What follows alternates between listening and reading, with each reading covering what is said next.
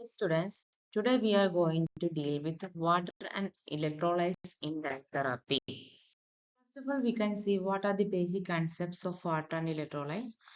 Water is distributed in our body 50 to 60 percentage of our body weight.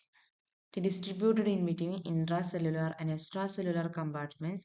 So, diet therapy aims, in case of water and electrolytes, to maintain this distribution. That means water distribution so that perfusion, blood pressure, and cell functions remain stable.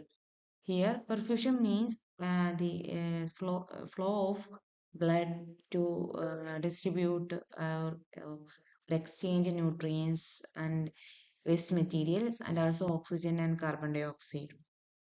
So, electrolytes are the sodium, potassium, chloride, bicarbonate, calcium, magnesium, phosphate.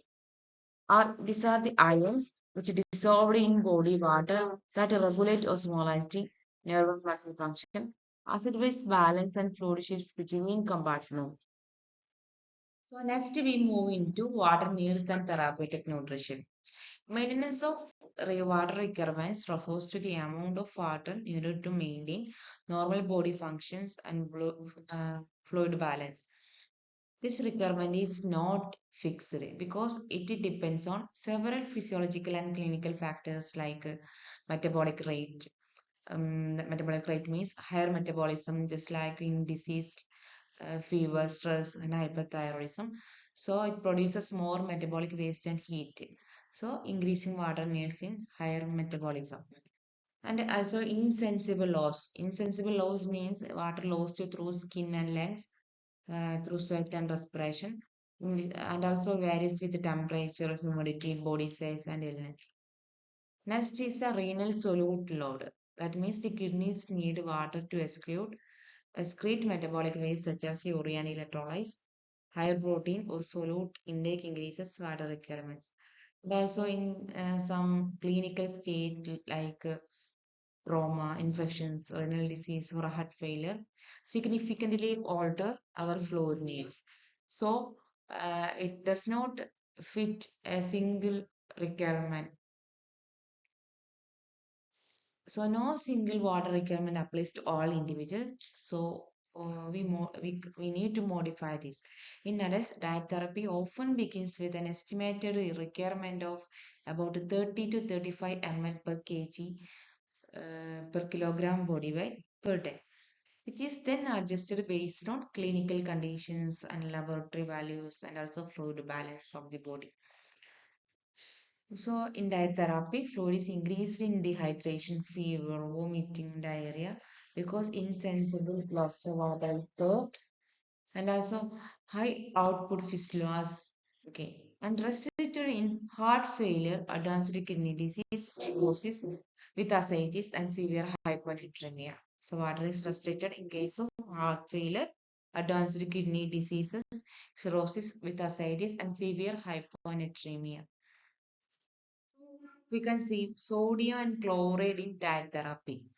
Sodium, together with chloride, is the principal extracellular cations responsible for regulating extracellular fluid volume, plasma osmolality, and blood pressure. Because sodium holds water in the extracellular space, excess sodium intake leads to water retention. So, increased blood volume and elevated blood pressure also happens. Although the physiological requirement for sodium is low, most diets provide sodium for in excess of need, mainly from salt added during cooking and processed foods, just like bakery items with added baking powders. So intake about 2.4 gram per day of sodium, approximately 6 gram of salt per day, are is strongly associated with hypertension and increased cardiovascular risk. So this is the normal value of sodium intake in normal individual, 2.4 gram per day of sodium. That is approximately 6 gram of salt. So diet therapy restricts sodium in this type of diseases like hypertension, edema, heart failure, and many kidney diseases. So using low salt cooking and avoidance of processed foods and sometimes potassium enriched salt substitutes in patients with hyperkalemia or advanced CKD.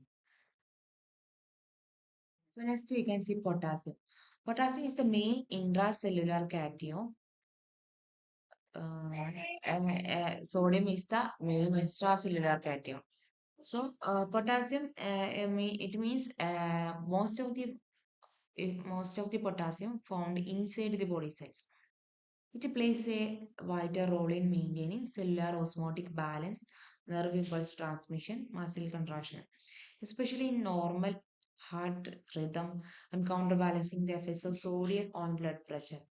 So a higher dietary potassium intake, mainly from fruits, vegetables, legumes, and potassium-based salt substitutes like potassium chloride, helps to promote sodium excretion.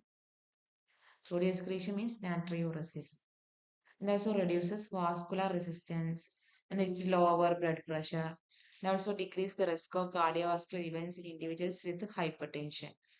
However, potassium intake must be restricted in moderate to advanced chronic kidney disease, where renal excretion of potassium is impaired.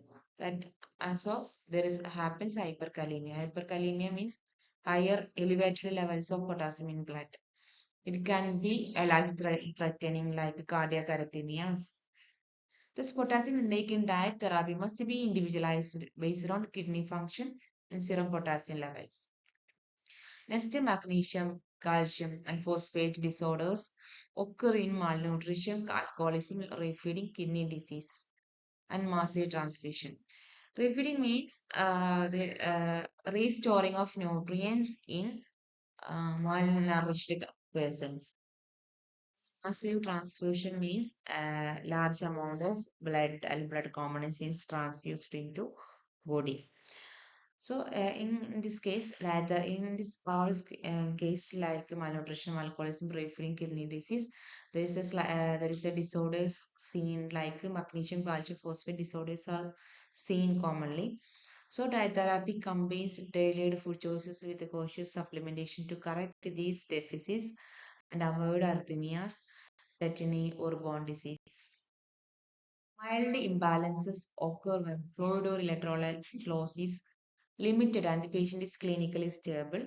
That means clinically stable means there is no shock, normal uh, consciousness, stable vitals. These are commonly these are commonly seen in mild dehydrations, in this like in low grade fever, mild vomiting, diarrhea, or inadequate fluid intake. Such conditions are usually managed with oral oral rehydration and dietary measures, including like water to restore fluid volume and oral rehydration solution, that means ORS, to replace both water and electrolytes, soups and broths, which provide sodium and foods, fruit juices, which supply water and potassium. You, it, it must be used cautiously, just like fruit juices, because sugar level is high.